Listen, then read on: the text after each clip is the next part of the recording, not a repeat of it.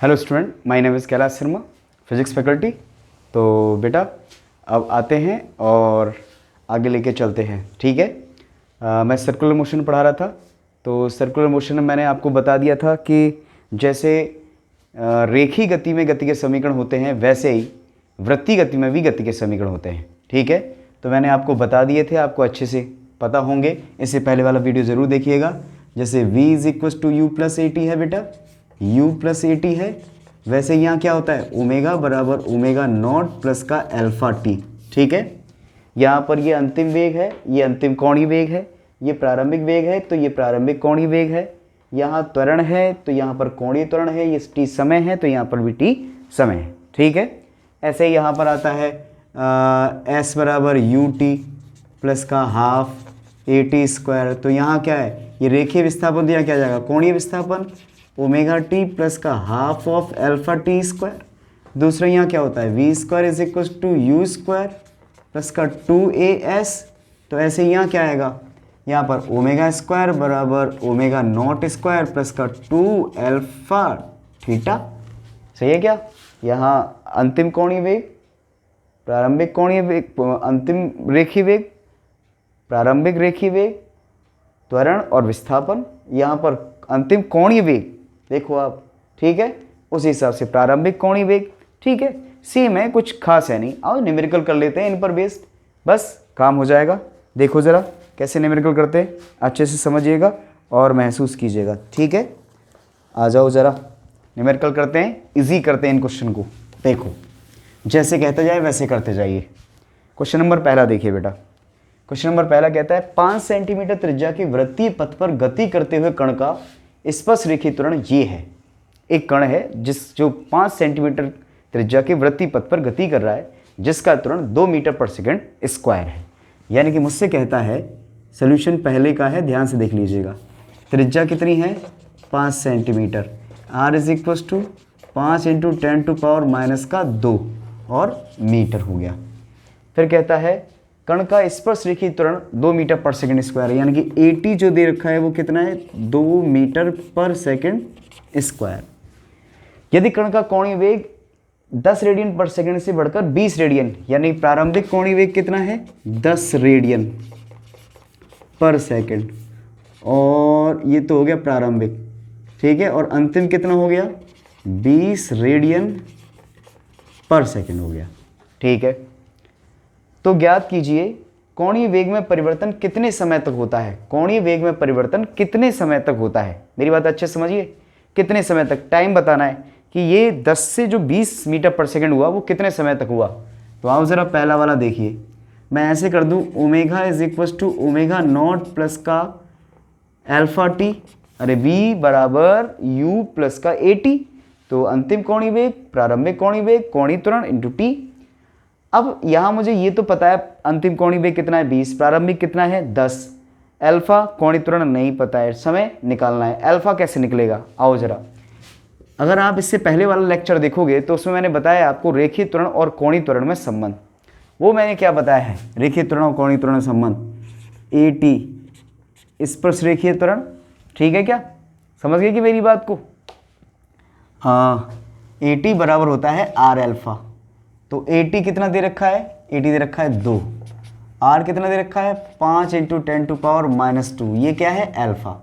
Alpha बराबर 2/5 into 10 to power minus 2। तो alpha कितना आएगा बेटा, 10 टू पावर माइनस 2 को ऊपर ले जाओगे तो ये 200 आ जाएगा। 5 से डिवाइड करो तो 5 4 जा 20। So alpha is equal to कितना आ जाएगा यहाँ पर 40 रेडियन पर सेकंड स्क्वायर। दिखाई दे रहा है आपको, अल्फा निकाल लिया मैंने बेटा, दिखाई दे रहा है ना आपको अच्छे से। हाँ, अल्फा मैंने ये निकाल लिया है 40 रेडियन पर सेकंड स्क्वायर, ठीक है। अच्छा, ये हो गया, ये निकाल लिया। अब ये वाली वैल्यू उठा के आप यहाँ रख दीजिए, सब पता है, सोल्यूशन कर लीजिए। तो मैं रेड पेन से ये कर देता हूँ, देखिए ज़रा ध्यान से यहाँ पर।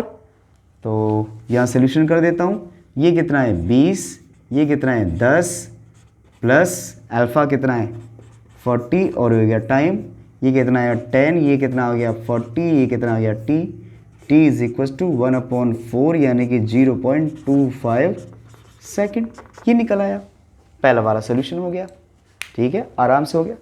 अब क्वेश्चन क्या कहता है, इस समय में लगाए गए चक्रों की संख्या, कितने चक्कर लगाए उसने, कितने चक्कर लगाए उसने। चक्रों की संख्या कैसे निकालते हैं, दूसरा वाला पार्ट कैसे करें, चक्करों की संख्या। आओ जरा, चक्करों की संख्या, चक्करों की संख्या। अब चक्करों की संख्या जब हम कभी निकालते हैं तो ऐसे ही करते थे ना, 2 pi n is equal to theta, n is equal to theta upon 2 pi. भाई चक्करों की संख्या तो ऐसे ही निकलती है, यही है तरीका, चक्करों की संख्या निकालने का तरीका तो यही है। ठीक है, फिर जब यही है n, कितने चक्कर लगाए, तो थीटा तो पता होना चाहिए, तो थीटा कैसे पता करें। अब ज़रा थीटा पता करते हैं। ठीक, इसमें मुझे वैल्यू रखनी है थीटा की, तो थीटा तो पता लगे कि थीटा कितना आया है, थीटा पता लगना चाहिए, यानी इसमें वैल्यू रखनी है थीटा की। अब थीटा कैसे पता लगेगा, पता लग जाएगा सर, कैसे, आओ ज़रा यहाँ पर ध्यान सुनना, थीटा के लिए सॉल्व कर रहा हूँ। Theta is equal to omega naught t plus का half of alpha t square, सही है क्या, एक्स बराबर यू टी प्लस का हाफ ए टी स्क्वायर। तो थीटा ये कितना है 10, ये कितना है, यहाँ पर टाइम कितना है 2.5 कर लो, या ऐसा कर लो 1/4 प्लस का, क्योंकि टाइम तो 1/4 और बेटा यहाँ 1/2। ठीक, फिर अल्फ़ा, अल्फ़ा कितना है 40, टाइम कितना है 1/4, 1/16। ठीक, तो थीटा इज इक्व टू कितना आया बेटा, यहाँ पे सॉल्व करोगे तो आएगा ये कितना,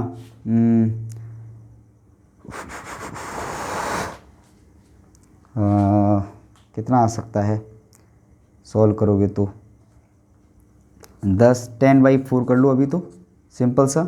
फिर यहाँ करोगे 20/16। ठीक, अच्छा और क्या कर सकते हो, थीटा इज इक्व टू, यहाँ देखो ज़रा, यहाँ 10/4 प्लस का 4 पंजे 20 और 4 चौका 16, ये भी कर लो, तो कितना आया 15/4, 15/4 ये। अब यहाँ पर वैल्यू रख दो इसकी चक्रों की संख्या में, तो चक्रों की संख्या वैल्यू रखो, कितना आएगा यहाँ पर 15/, ठीक, 15/4 इंटू 2 पाई, ये आएगा 15/8 पाई, ये आंसर आ जाएगा। तो मुझे नहीं लगता कि इसमें कोई बहुत बड़ी प्रॉब्लम है, आप आराम से कर सकते हो। ठीक है, इजी वे में, इसमें कोई ख़ास बात नहीं है। 15/8 पाई ये आ जाएंगे आपको रिवोल्यूशन पर से, जो भी कुछ आएंगे इतने चक्कर आ जाएंगे, रिवोल्यूशन कहते हैं इसको, चक्करों की संख्या। तो अभी आराम से सॉल्व कर सकते हो। आई होप आपको अच्छा दिखाई दे रहा होगा, तो आप स्क्रीनशॉट ले सकते हैं। ठीक है, ले लीजिए। चलिए, पहला वाला आपका सोल्यूशन हो गया। आइए ज़रा सेकंड वाला देखें।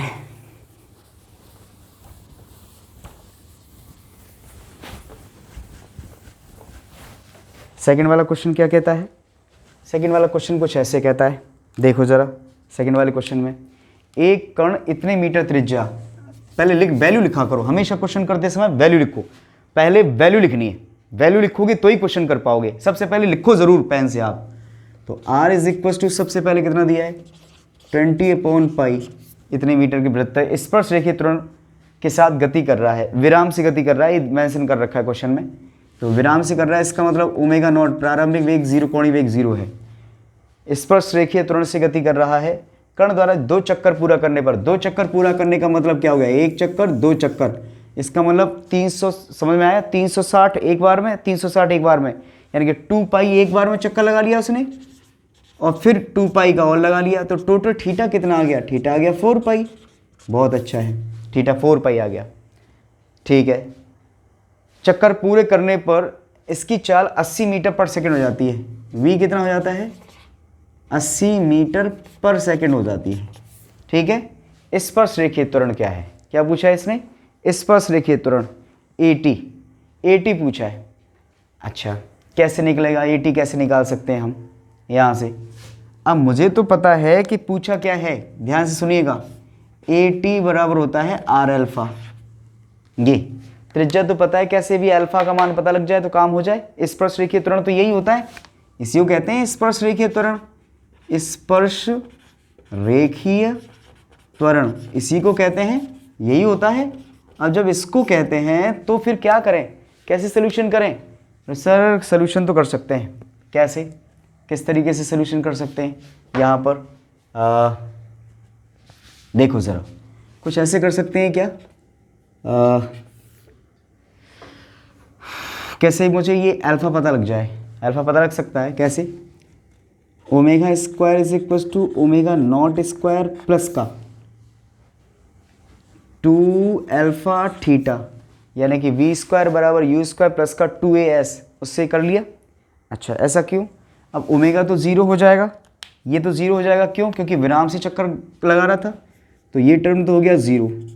अब ये ओमेगा स्क्वायर बचा, ठीक है, ये बचा 2 अल्फ़ा थीटा, तो omega square is equal to यहाँ पे क्या आएगा 2 अल्फ़ा थीटा कितना है 4 पाई, तो omega square is equal to यहाँ पे कितना आएगा, क्या कर सकते हैं 2 अल्फ़ा और यानी कि 8 पाई अल्फ़ा। ओमेगा क्या है, ओमेगा को v बराबर आर ओमेगा, ये कर सकते हो ना आप, v is equal to r omega. ध्यान से सुनिएगा और गौर करिएगा आप, v is equal to r omega, तो क्योंकि हम तो जानते हैं ना v is equal to r omega, omega is equal to v upon r, यहाँ क्या आएगा v square upon r square, सही है। और यहाँ क्या है 8 पाई अल्फ़ा। अच्छा आओ ज़रा, और तो वी स्क्वायर कितना दे रखा है यहाँ पर 80, ध्यान सुनिएगा यहाँ पे, तो 80 इंटू 80, ठीक। यहाँ कितना है आर, आर कितना है, आर है 20 बटे पाई, ऊपर पाई को पहुँचा दो, पाई स्क्वायर, ठीक है। और यहाँ कितना आ गया 8 पाई अल्फ़ा। अब सुनना ज़रा ध्यान से, तो दो चौका 8, चौका 8, ठीक है, ये हो गया, पाई से पाई कैंसिल आउट हो गया, तो कितना आया 16 pi is equal to 8 alpha, ठीक ठीक, यही तो हो गया, हाँ बिल्कुल यही हो गया 8 अल्फ़ा। तो अल्फ़ा इज इक्वल टू कितना आया 2 पाई, ठीक, कोणीय त्वरण आया 2 पाई रेडियन पर सेकेंड स्क्वायर, रेडियन पर सेकेंड स्क्वायर, ठीक है, यही है। तो जो अल्फ़ा आया है वो आया है 2 रेडियन पर सेकेंड स्क्वायर। देख लीजिए, यही तो दिमाग लगाना है हर जगह, कहाँ किस चीज़ की ज़रूरत पड़ जाए। देखो v is equal to r omega, मैंने रिलेशन बताया आपको, इसका भरपूर यूज़ हो रहा है, आई थिंक खूब भरपूर यूज़ हो रहा है, भरपूर यूज़ हो रहा है, अच्छे से देख लीजिएगा, भरपूर यूज़ हो रहा है, तो आप करिएगा ज़रूर। Alpha is equal to 2 pi radian पर सेकेंड, गति के समीकरण अगर आते हैं आपको 1D के, तो आप इसको करने में आपको कोई प्रॉब्लम नहीं आएगी, और आई थिंक इसमें आपको कोई कुछ मेहनत ही नहीं करनी नेक्स्ट। तो अल्फ़ा इज इक्वल टू 2 पाई आ गया। अब तो क्या मैंने बता रखा था आपको, AT पता करना है, तो यहाँ पे आ जाओ, या मैं यहाँ सॉल्व कर देता हूँ, जैसा आप चाहो, देखो ज़रा, मैं यहाँ पे सॉल्व कर देता हूँ, ठीक, देखो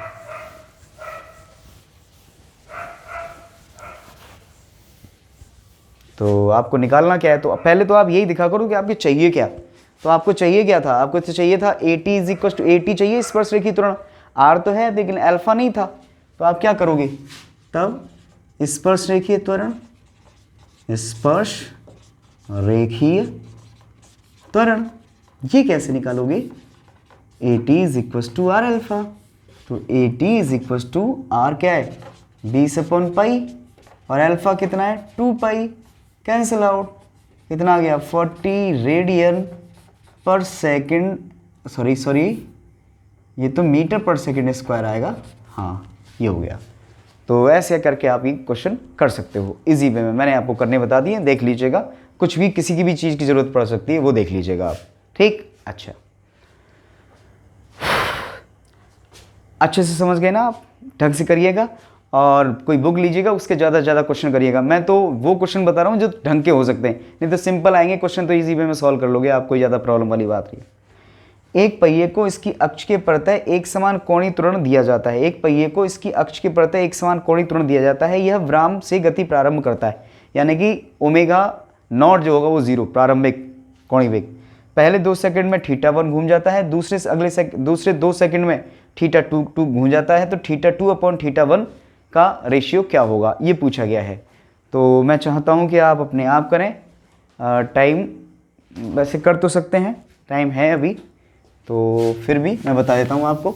देखो फटाफट से बता देता हूँ। विराम से गति प्रारंभ कर रहा है तो प्रॉब्लम वाली बात है ही नहीं। Omega naught is equal to क्या है, 0। पहले 2 सेकंड में θ1 घूम जाता है।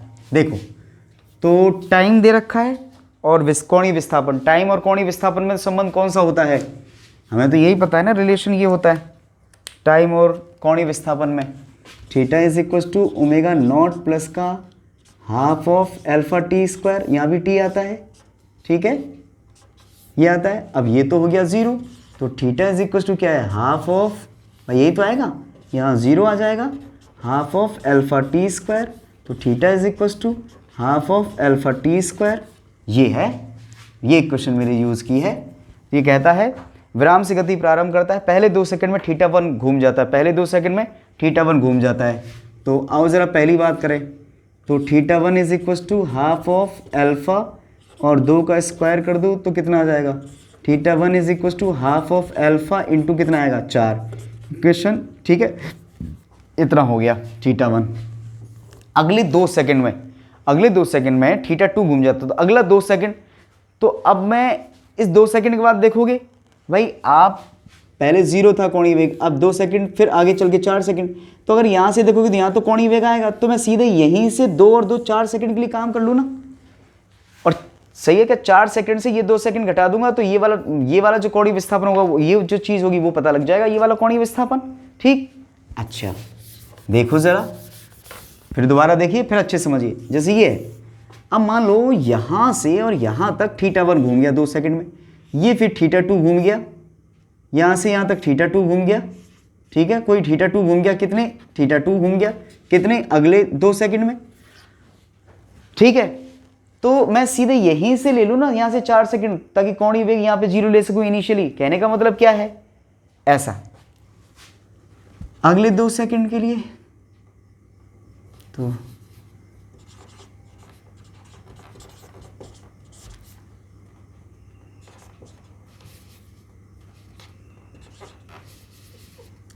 दो सेकंड में θ2 घूम जाता है, कितना घूम जाता है, θ2 घूम जाता है। तब देखो 4 सेकंड में, ध्यान सुनिएगा, तो θ1 प्लस का θ2 आ जाएगा, जहाँ यहाँ थीटा है वहाँ θ1 प्लस θ2 आ जाएगा, क्योंकि 4 सेकंड में θ1 भी, पहले 2 सेकंड में θ1, अगले 2 सेकंड में θ2, तो θ1 प्लस का θ2। और शुरुआत से कर दूँ मैं तो हाफ ऑफ अल्फा और 4 का स्क्वायर कर दूँ, तो θ1 प्लस का θ2 is equal to half of alpha, और यहाँ कितना आएगा, 4 चौका 16, ठीक है, मल्टीप्लाई में, ठीक। अब इन दोनों को आपस में डिवाइड कर लीजिए आप। इसको इक्वेशन नंबर आप क्या दे दीजिए, फर्स्ट, इसको दे दीजिए सेकंड, तो equation second divided by equation first. समझ गए ना मेरी बात भाई, मैं यहाँ से लेके यहाँ तक 2 सेकंड में, फिर अगले 2 सेकंड में यहाँ तक, तो मैं पहले तो वहाँ से यहाँ तक सॉल्व किया, अब सीधे वहाँ से इनिशियल से लेके लास्ट तक का सॉल्व कर लो, ठीक है। अब सॉल्व कर लो तो लास्ट वाले से इनिशियल वाले को घटा दो, तो आपको आगे वाला निकल आएगा, ये फायदेमंद होगा। ऐसे मैंने 1D में भी न्यूमेरिकल आपको कराए, कई सारे कराए हैं, ठीक है, ये ज़्यादा तरीका है। क्योंकि अगर मैंने यहाँ से सॉल्व किया तो यहाँ का कोणीय वेग चाहिए मुझे, यहाँ तो मुझे पता है ओमेगा 0 है, अब यहाँ का कोणीय वेग चाहिएगा, यहाँ से यहाँ भी चेंज आएगा कोणीय वेग, अब यहाँ से जब यहाँ चेंज आएगा कोणीय वेग में, तो मुझे ये पता नहीं ना ये क्या है, तो कैलकुलेशन मुझे और ज़्यादा एक्स्ट्रा करना पड़ेगा, तो ज़रूरत ही नहीं है इसकी, ठीक है। तो सीधे शुरुआत से उठाओ आप दोनों बार, ताकि आपको प्रारंभिक कोणीय वेग 0 मिल सके। अब भाग दे दो, θ1 प्लस का θ2 और नीचे θ1 आएगा, यहाँ क्या है 1/2 अल्फ़ा और इंटू 16, यहाँ 1/2 अल्फ़ा और ये कितना है 4, ये कट गए, 4 चौका 16, यहाँ क्या आ गया 1 प्लस का थीटा 2/θ1, ये कितना आएगा यहाँ पे, ये तो 4 आ गया, इसको इधर ले गया तो θ2/θ1 क्या आया 3, ठीक, यही पूछा है मेरे ख्याल से। तो θ1 थीटा ये कितना इसका आंसर दे रखा है,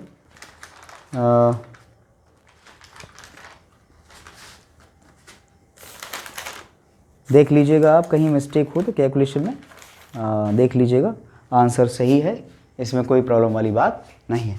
अच्छे से करिएगा, मेहनत करिएगा, जितनी आप अच्छे से कर सकते हैं, ठीक है। Thank you.